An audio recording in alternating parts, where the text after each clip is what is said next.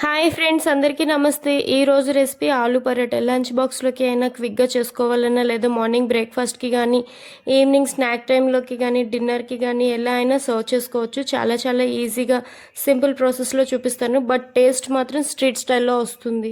ముందు మన ఆలూ స్టఫింగ్ తీసుకుందాం. 2 కప్పులు గోధుమ పిండికి 250 గ్రాముల బంగాళదుంపలు కుక్కర్లో వేసి ఉడికించుకోవచ్చు, లేదా మామూలుగానే ఉడికించుకోవచ్చు. నేను తీసుకున్నవి చిన్న సైజ్ బంగాళదుంపలు కాబట్టి నార్మల్గానే ఉడికించుకున్నాను.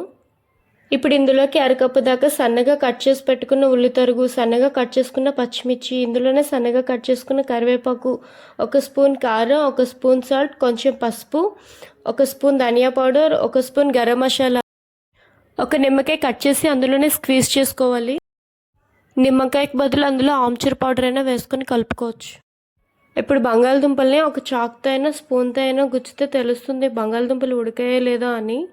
ఇప్పుడు బంగాళదుంపల పైన పీల్ తీసేసి మెత్తగా స్మాష్ చేసుకోవాలి, ఉండలు లేకుండా స్మాష్ చేసుకోవాలి. ఇప్పుడు ఇందులోనే అరకప్పు దాకా బాగా సన్నగా కట్ చేసి పెట్టుకున్న పుదీనాను కూడా యాడ్ చేసుకోవాలి. మొత్తం అంతా బాగా కలిసేలా కలుపుకోవాలి.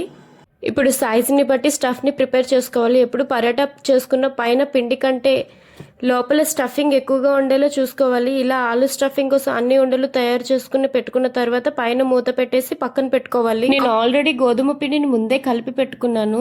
ఇది 2 కప్పులు గోధుమ పిండి. ఇందులో రుచికి తగినంత ఉప్పు వేసుకోవాలి. అలానే 1 టేబుల్ స్పూన్ నూనె వేసుకుని, నూనెకి బదులుగా బటర్ కూడా వేసుకోవచ్చు. ఇందులోనే 1/4 కప్పు పెరుగు వేసుకోవాలి. పెరుగు వేసుకుంటే చపాతీ పిండి చాలా మెత్తగా వస్తుంది. ఈ గోధుమ పిండిని చిన్న చిన్న బాల్స్లో తీసుకొని పక్కన పెట్టుకోవాలి. ఇందాక పక్కన పెట్టుకున్న ఆలు స్టఫ్ని కూడా తీసుకుని రౌండ్గా బాల్స్లో తీసుకోవాలి. ఈ గోధుమ పిండిని కొద్ది కొద్దిగా తీసుకుంటూ ఆలు స్టఫ్ని అందులో పెట్టి మిగిలిన ఎక్స్ట్రాస్ని తీసేయాలి. దీనిలో కొంచెం గోధుమ పిండి వేసుకుంటూ కొద్ది కొద్దిగా ఒత్తుకుంటూ ఈవెన్గా రోల్ చేసుకుంటూ దీన్ని పెనం మీద మీడియం ఫ్లేమ్లో కాల్చుకోవాలి. 2 వైపులా కాల్చుకోవాలి. 2 వైపులా కాల్చుకున్నాక కొంచెం కొంచెంగా నూనె అయినా బటర్ అయినా వేసి దోరగా కాల్చుకోవాలి. అలాగే ఒకదాని తర్వాత ఒకటి అన్ని పరోటాలు కాల్చుకోవడమే. ఎలాంటి చట్నీ కర్రీ లేకుండానే హాయిగానే తినేయచ్చు. అంతే, చాలా సింపుల్గా ఆలు పరోటా ఇంట్లోనే ఇలా చేసుకోవచ్చు. బాయ్ ఫ్రెండ్స్, నెక్స్ట్ వీడియోలో మళ్ళీ కలుద్దాం. Please like and subscribe. మరి నిన్నటి పొడుపు కదా ఆన్సర్ రేడియో, ఈరోజు పొడుపు కదా కాళ్ళు లేవు కానీ నడుస్తూనే ఉంటుంది. ఏమిటది? ఆన్సర్ తెలిస్తే కామెంట్ సెక్షన్లో కామెంట్ చేయండి.